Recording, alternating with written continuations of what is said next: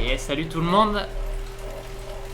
Je vois que c'est bon. Il y a déjà pas mal de monde qui s'est connecté sur le live Twitch. Vous avez bien suivi les instructions. Vous saviez qu'aujourd'hui, c'était pas juste un petit entraînement de home trainer classique. On n'est pas tout seul. On est avec Benjamin Choquer, notre champion du monde de duathlon et double champion d'Europe. Donc, grand merci à toi, Benjamin, d'avoir accepté cette invitation. On en est à notre deuxième Merci à toi de m'avoir invité.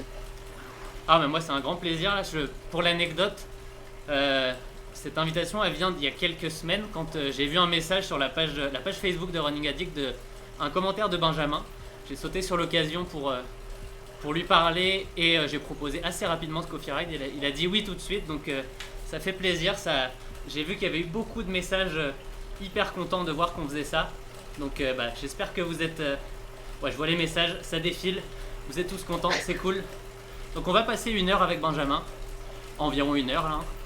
Et comme la première fois avec Kevin, le principe c'est on fait une petite coffee ride. Donc c'est pas un entraînement là, c'est on roule. Vous voyez, moi je suis à 110 watts. On va rester comme ça pendant 1 heure parce que le but c'est qu'on parle. C'est pas que je sois essoufflé et puis que je puisse pas poser de questions à Benjamin. Parce que si on devait être en mode pas élastique là comme dans Zwift, je pense que j'aurais un petit peu plus de mal à suivre vu ton niveau à vélo.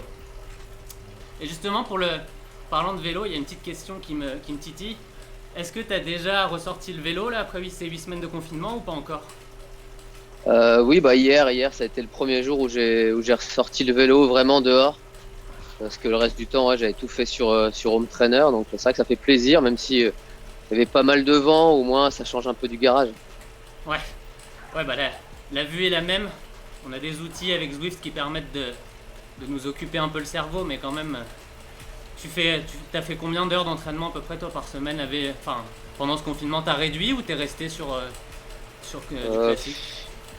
Moi j'ai plutôt même augmenté parce que j'en ai profité, j'avais plus de temps pour récupérer et me faire plaisir. Donc mes semaines étaient entre 20 et 25 heures d'entraînement chaque semaine, donc c'était plutôt pas mal, ouais. Okay, un bon petit volume quand même. C'est sûr qu'au bout de 8 semaines de ce traitement là, t'as envie d'aller voir un peu plus que l'avant de ton garage et... Ouais, c'est ça. Puis c'est surtout pour ça que du coup, cette semaine, j'ai fait une semaine plutôt light. Je fais un jour course à pied, un jour vélo, un peu en mode récup aéro. Donc c'est plutôt bien. Puis je me prends pas trop la tête. Mais mes sorties course à pied, là, c'est plus à la sensation. Je vais rechercher quelques segments qu'on m'a pris pendant le confinement. Donc je m'amuse un peu.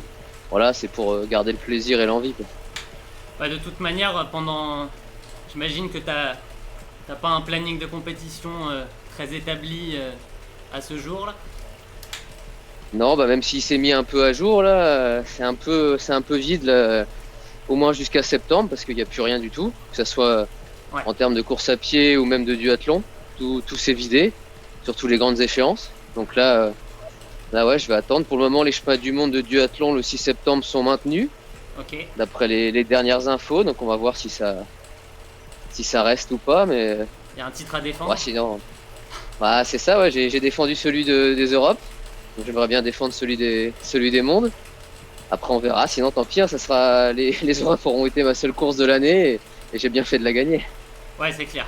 C'était juste avant le confinement, ça. C'était quoi, début mars, fin février?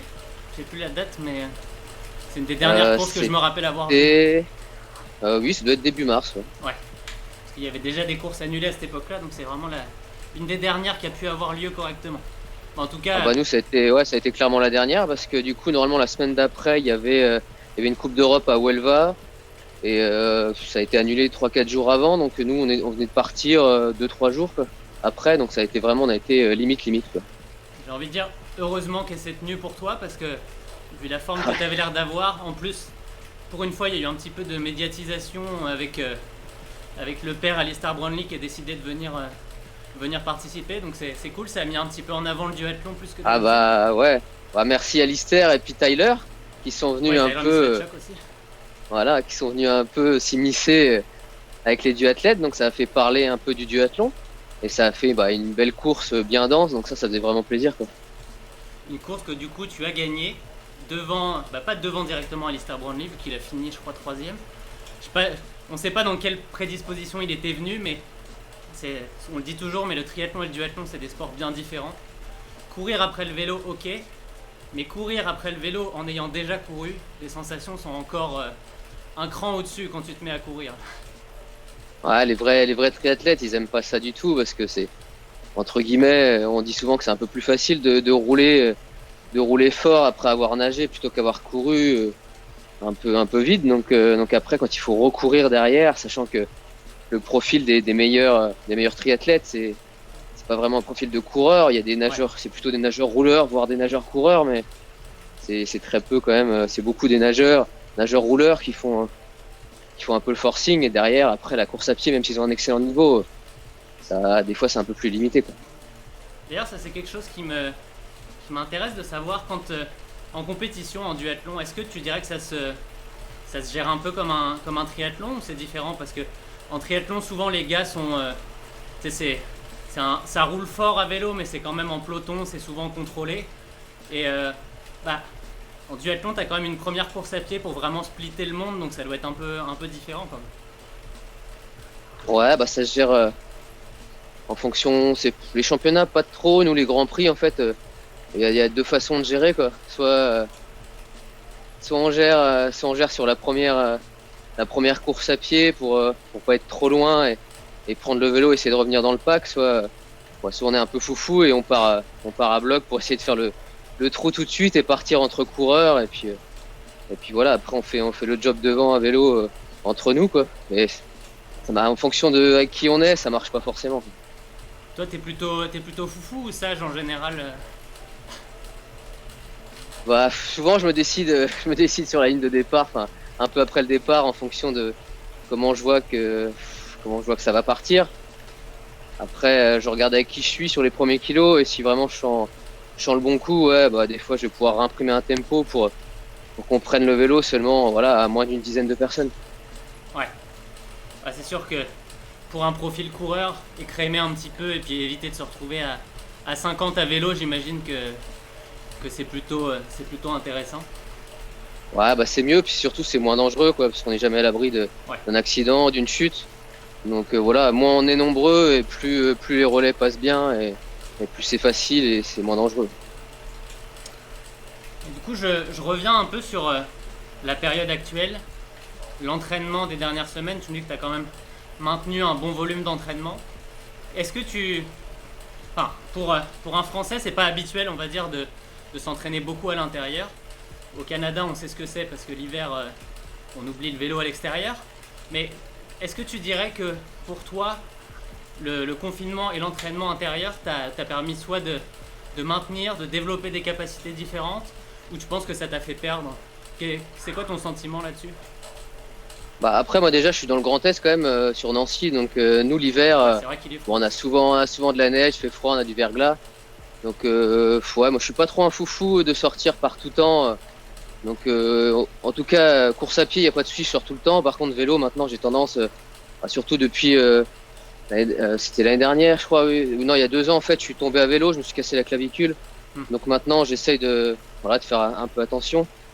Donc je suis habitué au home trainer, ça, il n'y a pas de souci, de faire des sorties de 2 heures sur home trainer, ça me pose pas de problème. Donc ça, j'étais habitué. Après, c'est vrai que bah voilà, nous on n'avait pas le droit de courir plus loin que s'éloigner d'1 kilomètre. Ouais.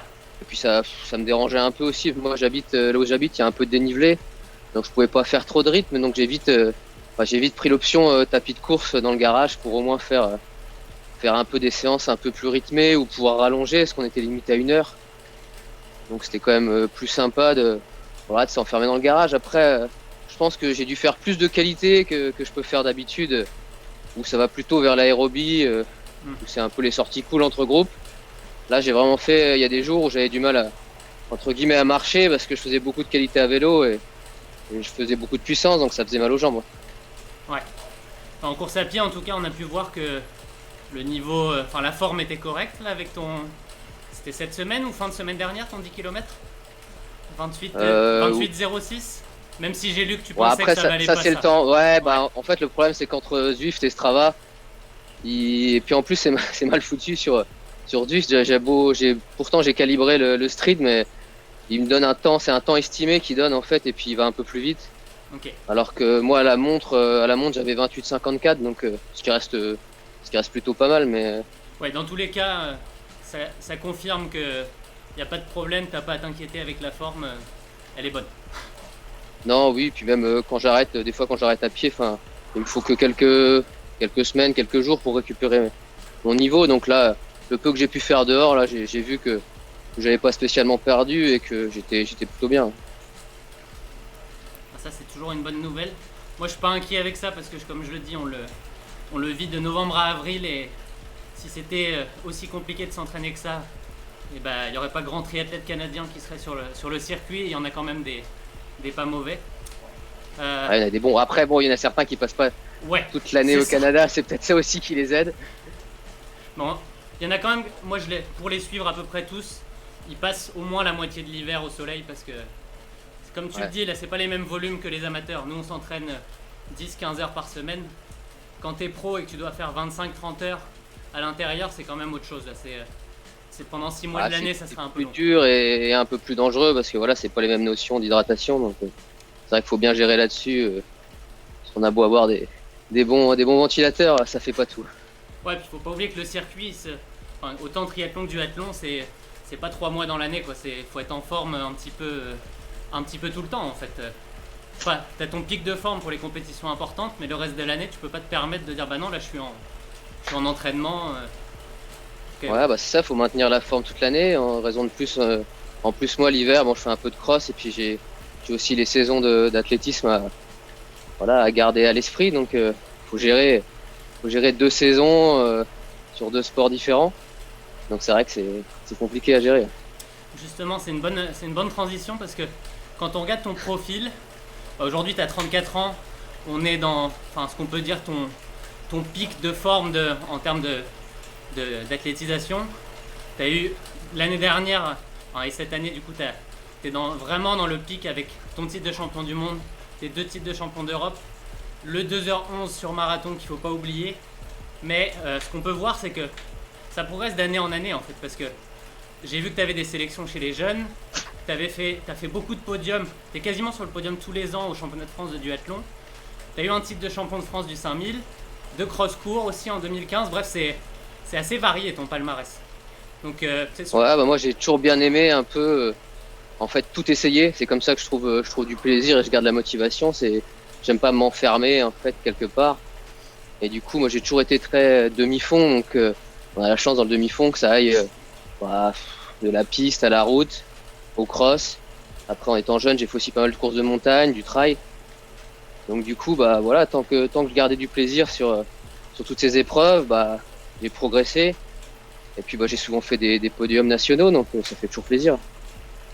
Ouais, c'est ça, parce on te voit plus ces dernières années avec les titres qui font parler.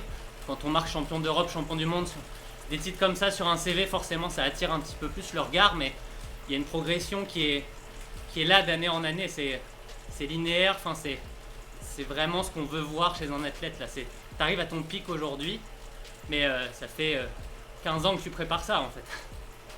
Ouais, bah j'ai mis du temps parce que voilà, bon j'ai commencé un peu tard le duathlon, mais j'ai tout de suite voulu, ouais, moi dans la tête, j'ai toujours voulu avoir ce titre mondial.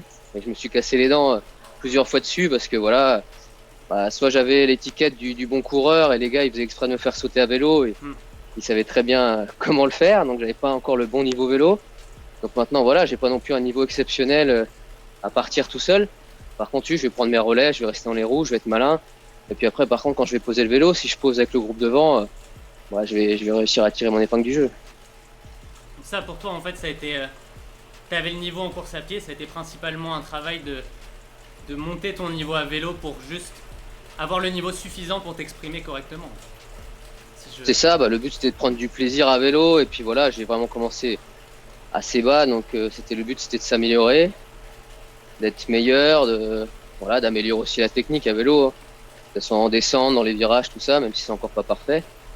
Et puis bon, dans un coin de la tête aussi, il fallait penser qu'il fallait pas que je perde non plus trop mon niveau à pied. Ouais. Et que je continue à progresser parce que j'ai toujours eu quand même dans un coin de ma tête, voilà, ce double projet avec le marathon. Parce que voilà, le duathlon c'est pas un sport olympique. Donc si je voulais avoir un jour ce rêve olympique à portée de main, fallait que je garde à l'esprit mon premier sport qui est la course à pied le tenter sur une épreuve qui me convient bien, qui est le marathon. Justement, sur le marathon, je me suis légèrement trompé dans le post que j'ai mis hier, où je me suis enflammé avec la qualification pour les JO. C'était juste les minima, mais après, il y a une densité à ce niveau-là, autour de 2h10, 2h11 en France, qui est quand même assez élevée.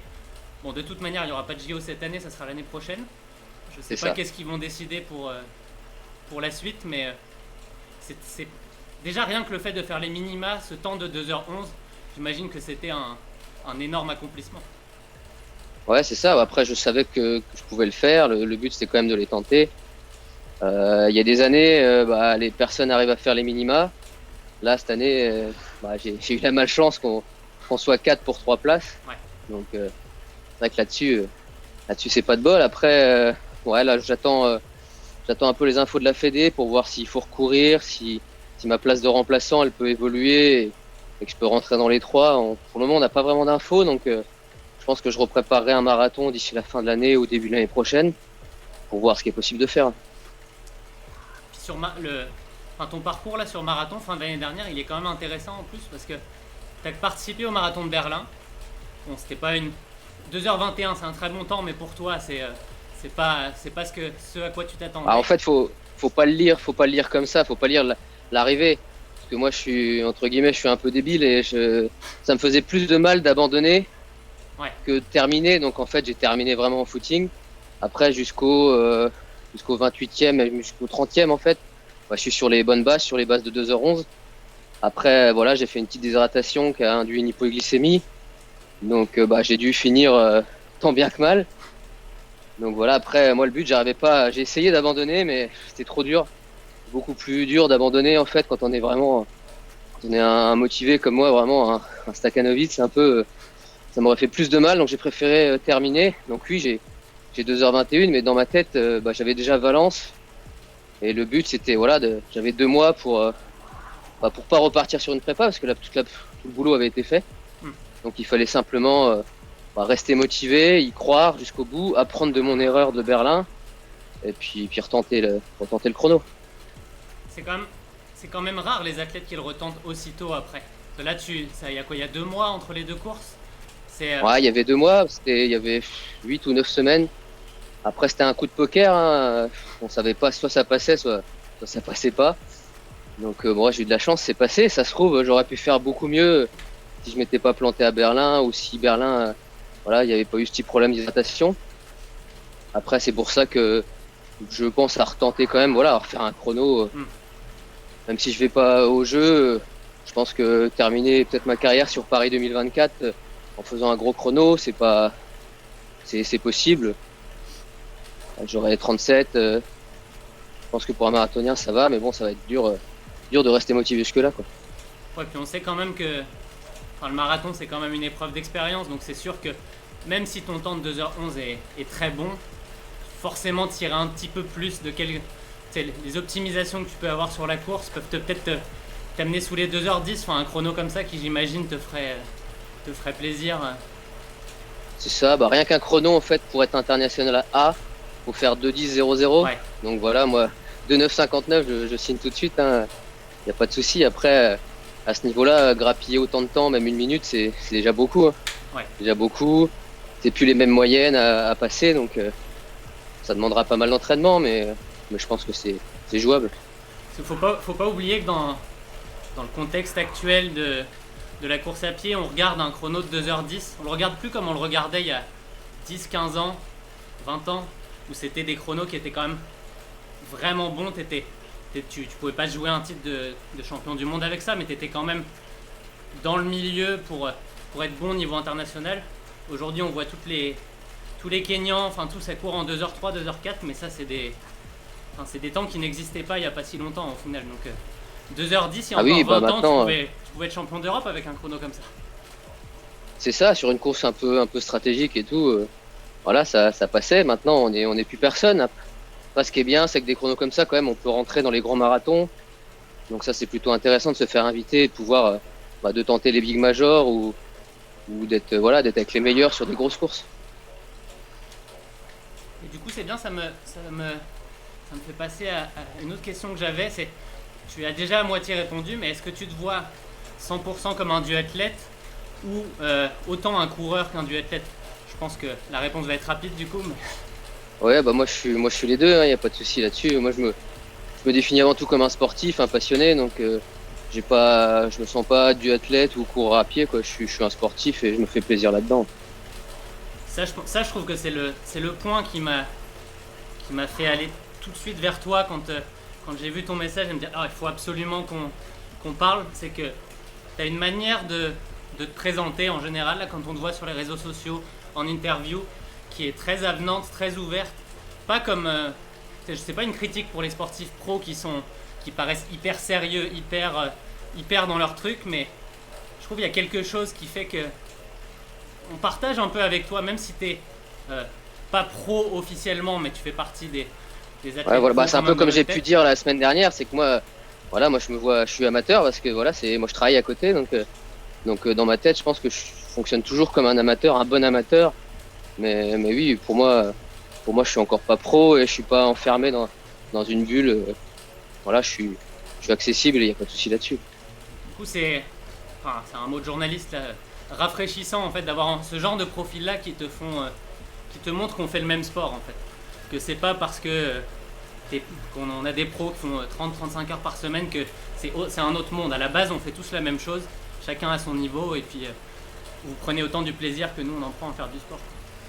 Oui, bah c'est ça. De toute façon, on a tous la même passion et on fait tous partie en fait de la même grande famille en fait que ça soit la famille du triathlon, la famille de l'athlète quoi. À un moment donné, on a chacun la même passion, on la vit peut-être un peu différemment avec des perfs un peu différentes, mais je pense que ça peut nous rapprocher, faire un petit footing sympa. Il n'y a pas besoin d'aller trop vite. Je pense que c'est ça qui nous rapproche, quoi. Et du coup, tu n'es pas professionnel, tu travailles en tant que maître nageur, on le sait. Ouais. Au final, est-ce que tu as un regret sur le fait que ton sport, le duathlon, soit pas aussi populaire que son pendant, le triathlon, en fait, qui lui permet quand même beaucoup plus aux athlètes? Même s'il ne faut pas croire que c'est facile non plus en triathlon, parce que les athlètes 100% pro, il n'y en a pas autant que ça. Mais en duathlon, je pense qu'il n'y a personne. Est-ce qu'il y a des athlètes qui sont vraiment 100% pro en triathlon? Bah, en fait, comme avec la Fédé de triathlon, il y a un partenariat avec l'Éducation nationale. En fait, les athlètes qui sont professeurs, en fait, eux ont un aménagement et donc du coup, que ça soit Johan, Benoît ou Sandra, ils sont détachés à 100%. Après, voilà, ils ont fait les efforts quand même pour devenir prof, donc ça demande quand même quelques études, pas facile.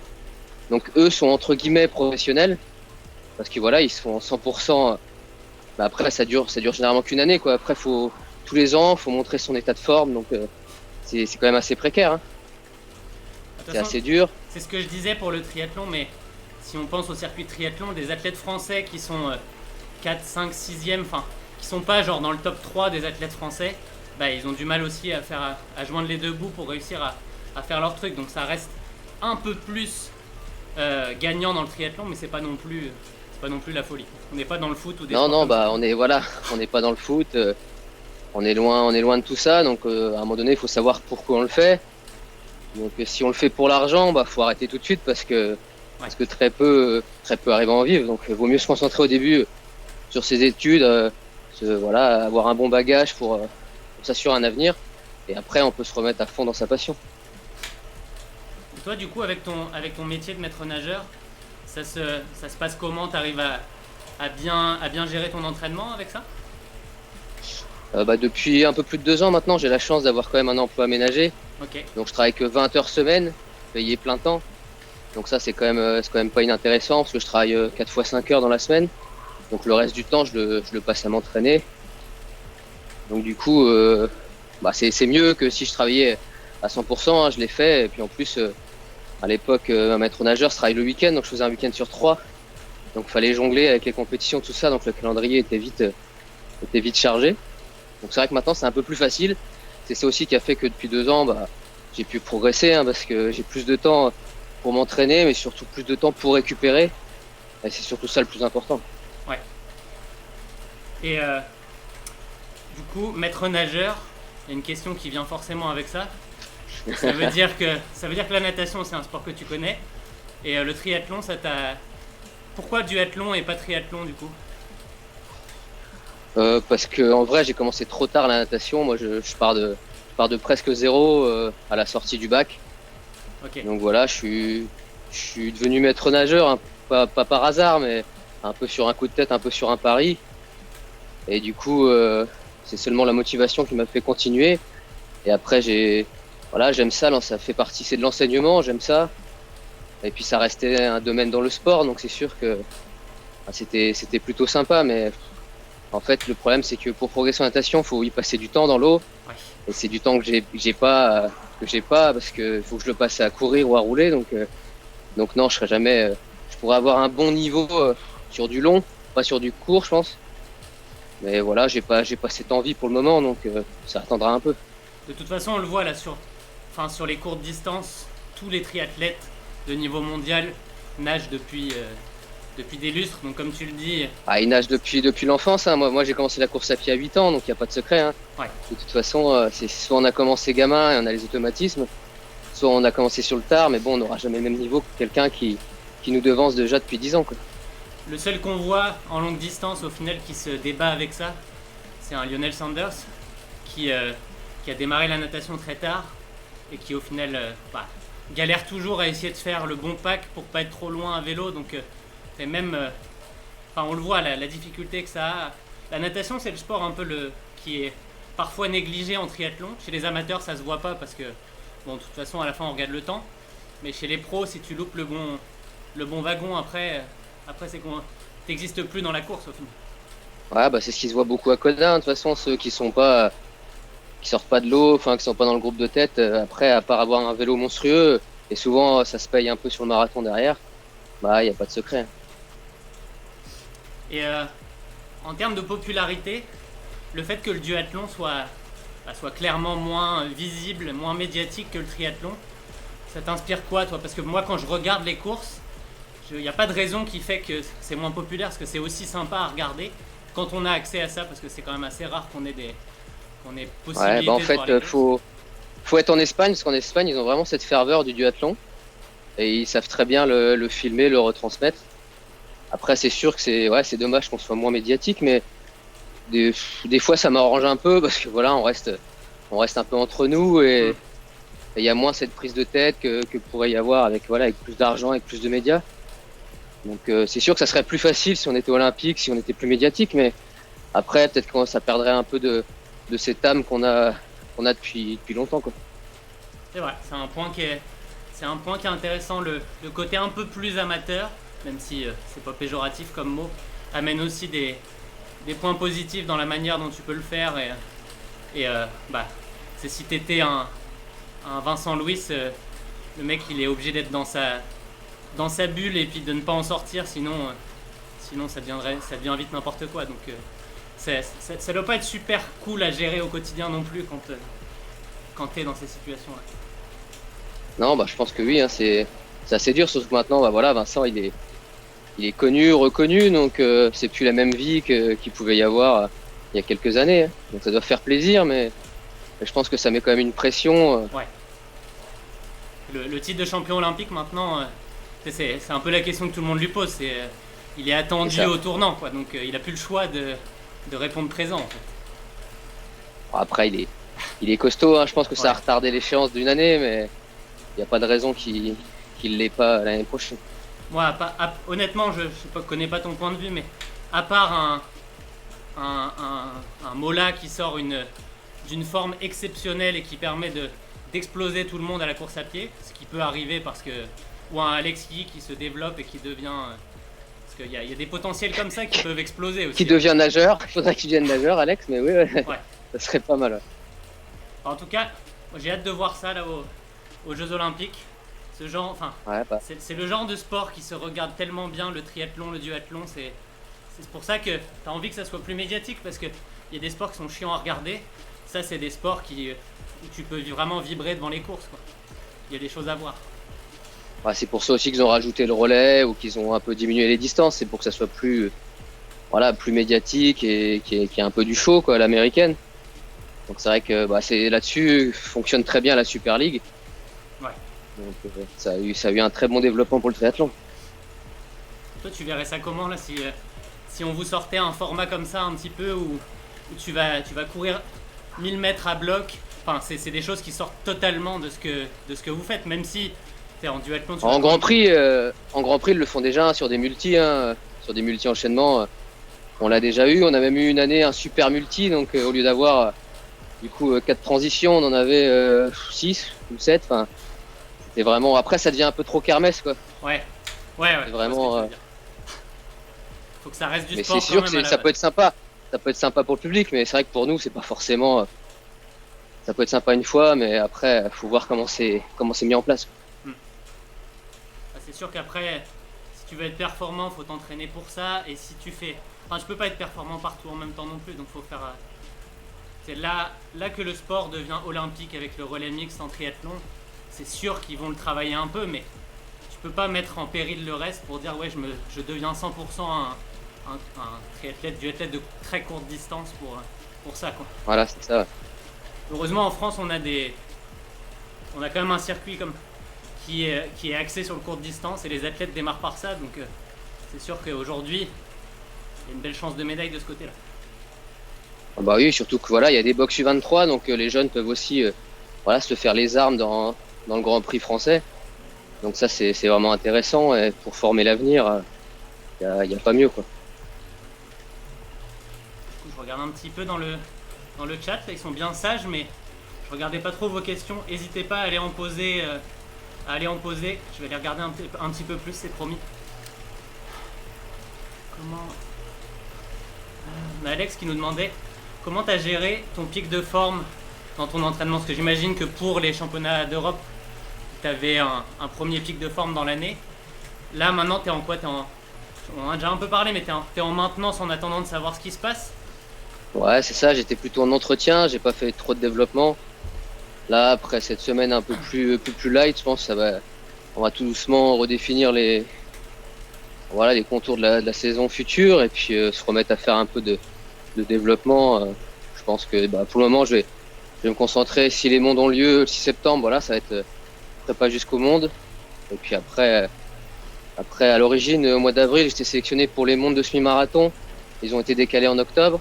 Donc, il va sûrement falloir que je recours un semi-marathon pour me qualifier. Donc, il y aura aussi une prépa un peu semi pour faire les mondes. Je connais pas les minima sur le semi, mais ton record c'est 1h2:40, quelque chose comme ça. 1h2:46, ouais, sur les mondes qui étaient à Valence il y a 2 ans. Ouais, donc un circuit rapide. Oui, c'est sûr que Valence, il n'y a pas mieux. Maintenant, j'ai mes 2 records semi-marathon et marathon à Valence. Donc, c'est vraiment une ville et voilà, des parcours pour faire des chronos. Puis, il y avait surtout à chaque fois de la densité. Donc, c'est facile quand t'as rien à faire, que tu restes derrière un groupe, que le rythme est bon, c'est magique. Donc, t'as ton propre lièvre pour pouvoir faire ton chrono, quoi. C'est où les championnats cette année? Donc, c'est en Pologne. Ok, ouais, c'est pas la même. Avec un parcours un peu moins simple, mais ça a l'air d'être quand même assez roulant. Donc, il suffit qu'il y ait la bonne densité et puis ça va aller tout seul. C'est un petit peu le seul gros championnat de course à pied qu'il va y avoir. Donc, il y a moyen qu'il y ait beaucoup d'athlètes qui se reportent, même s'il y a aussi les marathons qui payent autour de ça. Donc, c'est sûr qu'on verra pas un Kipchoge parce que lui, il a d'autres chats à fouetter avec Berlin et Londres qui lui donnent des beaux pactoles chaque année. Mais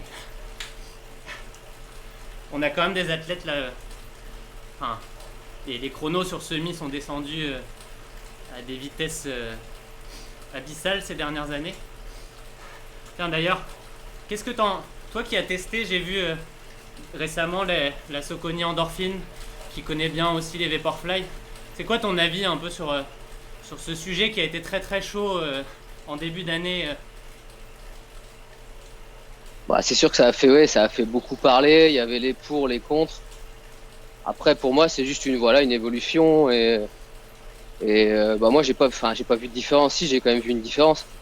Après, pour moi, c'était pas non plus des chaussures magiques, ça faisait pas tout. Fallait quand même s'entraîner. Après, on avait plus facile. Enfin, pour moi, c'était surtout la casse musculaire qui était améliorée plutôt que le fait que je vais les mettre et je vais courir plus vite, quoi. Par contre, oui, je pouvais courir plus longtemps et être moins fatigué le lendemain. J'aime bien parce que c'est exactement la conclusion que j'avais eue, de dire je ne sens pas spécialement de vitesse, par contre je sens un moelleux qui n'existait pas avant dans les chaussures de compétition. Avant c'était pas des planches de bois, mais bon, tu avais l'impression de courir avec des pointes sur route en fait, avec les chaussures. En plus, moi je courais en streak, donc c'était vraiment très fin tout ça et on sentait bien. Mais bon, j'aimais bien parce que j'avais une foulée qui le permettait. Après, c'est vrai que moi à l'origine, voilà, pour moi les Next ou les Vaporfly, c'était vraiment mes chaussures marathon parce que ça permettait en fait d'avoir une streak avec de l'amorti. Donc ça, et pour le même poids, donc ça c'était plutôt bien pour éviter d'avoir les pieds morts après le marathon.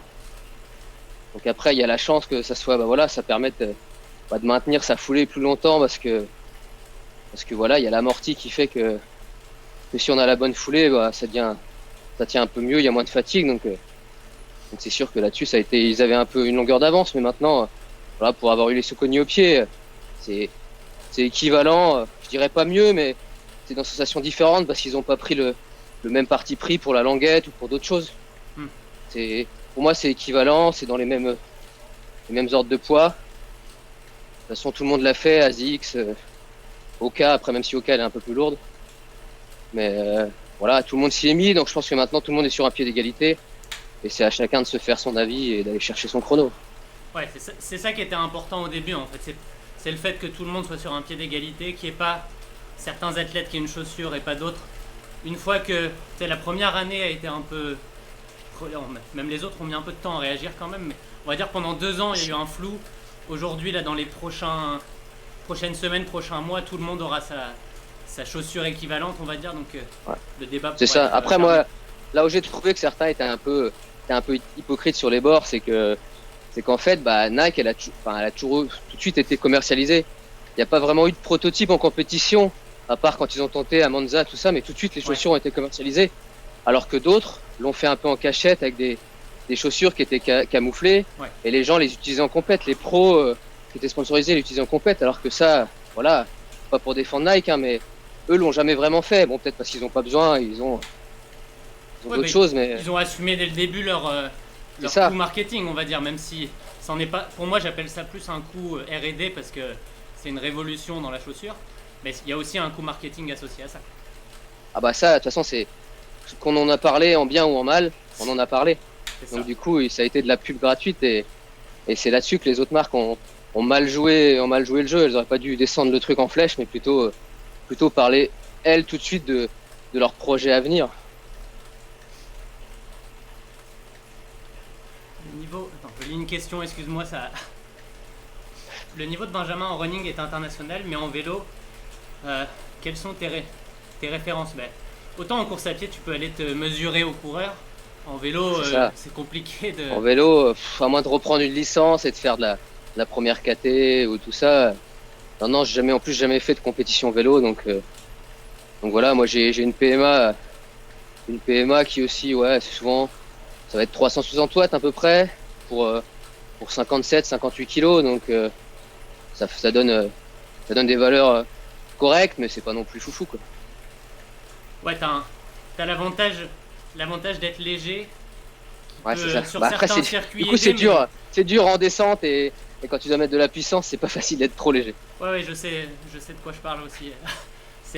Il faut que ça monte tout le temps en fait quand t'as un profil comme ça. Idéalement, tu vois un parcours, tu prends l'Alpe d'Huez et on te la met sur un duathlon et toi tu dis je signe où pour venir.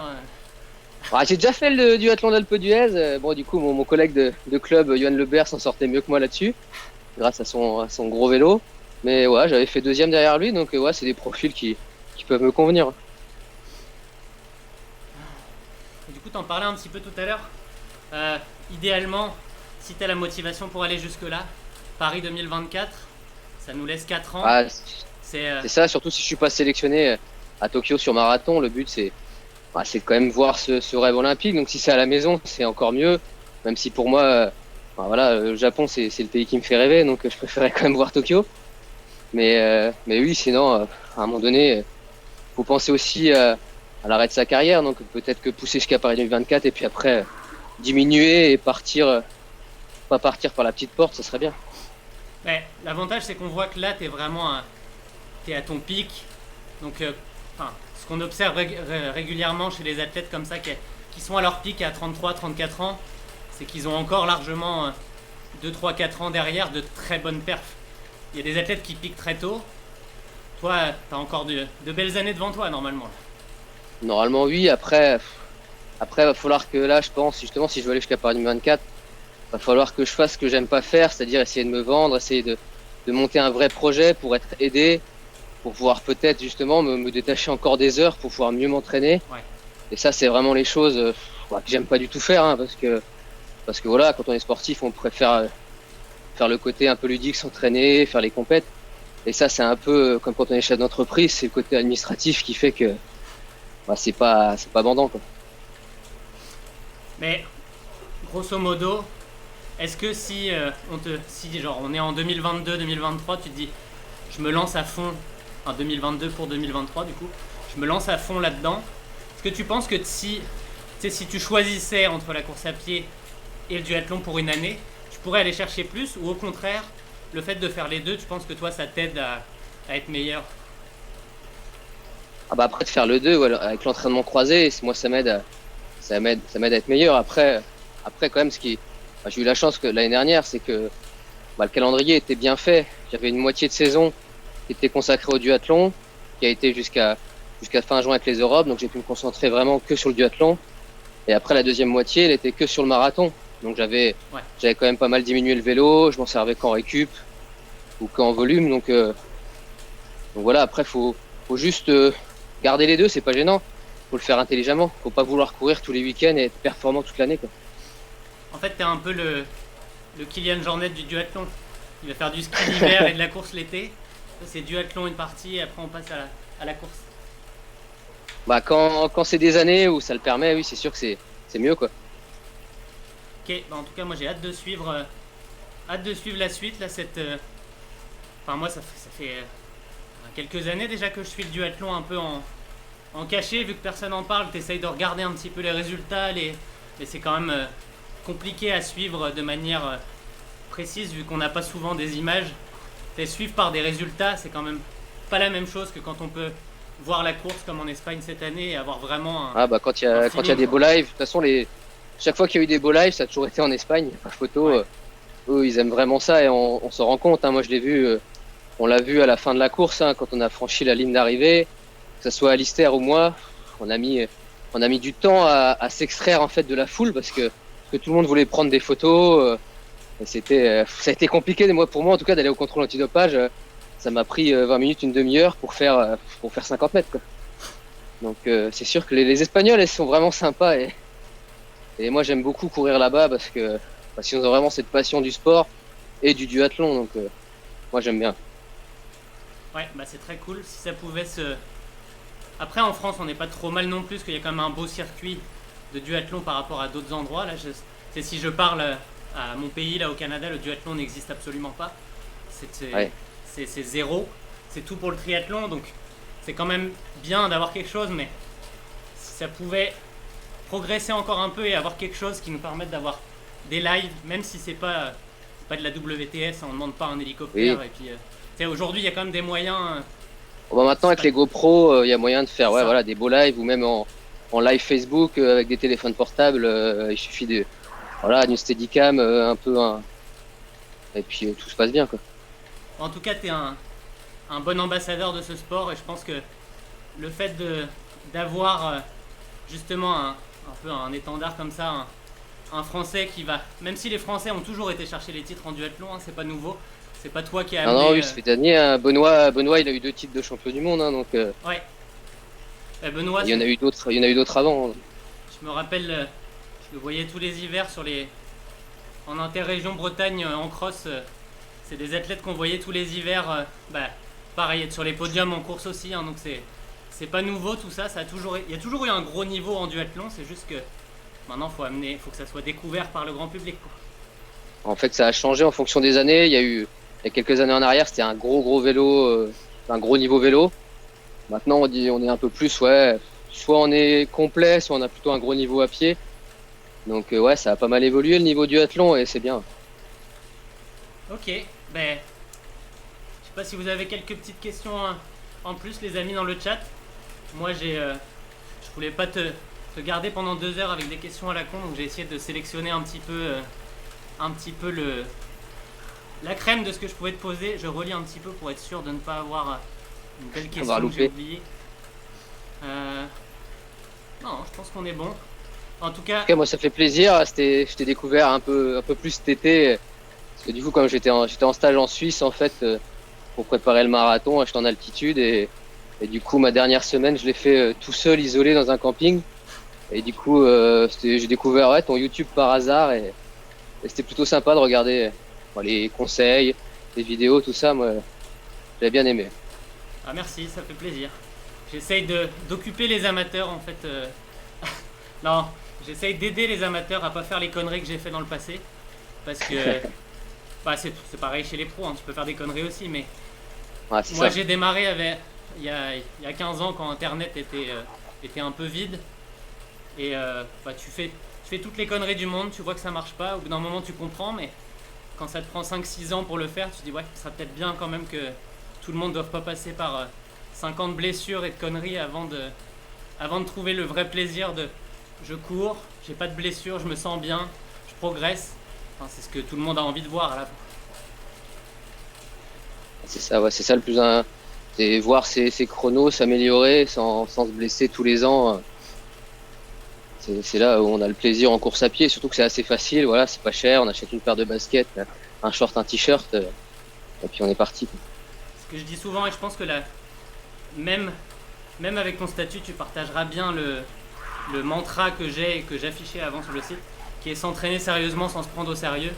Pour les amateurs, c'est une priorité. Et je pense que quel que soit le sportif, tu peux t'entraîner sérieusement, mais te prends pas pour plus beau que tu n'es dans tous les cas, parce que ça... Ah bah, de toute façon, il y a toujours meilleur que soi, hein. J'ai déjà vu plusieurs fois, hein. De toute façon, on n'est pas grand chose, hein. Si on commence à se croire le plus beau, il y aura toujours quelqu'un qui va venir et qui va nous prouver le contraire. C'est ça. Bon, bah en tout cas, je te remercie énormément d'avoir accepté de venir rouler avec moi virtuellement. Vu là où je suis, ça sera toujours virtuel de toute manière. Et ouais. Même si j'avais beaucoup aimé, on a été au Canada pour un championnat du monde. J'aurais préféré être plutôt au Québec parce que voilà. Mais j'ai bien aimé. C'était vraiment sympa. Il faudra que j'essaye une fois justement d'aller plutôt côté Québec pour visiter un peu, parce que c'est vraiment des distances aussi pas des distances, des destinations qui m'attirent un peu, surtout que ça parle francophone, donc c'est quand même beaucoup plus facile avec la langue. Bah, si tu viens par là, n'hésite pas à me tenir au courant, ça me fera plaisir de te montrer les coins les plus sympas du Québec, même si ça prend un peu de temps parce qu'il y en a beaucoup. Ouais, c'est assez vaste, je pense.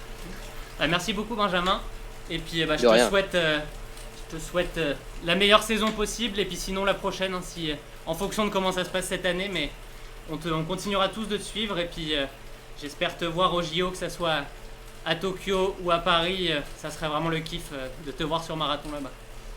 Ouais, merci beaucoup. Bon, merci à tous ceux qui nous ont suivis aussi, et puis à la prochaine du coup pour un nouveau Coffee Ride. Salut Benjamin. Au revoir.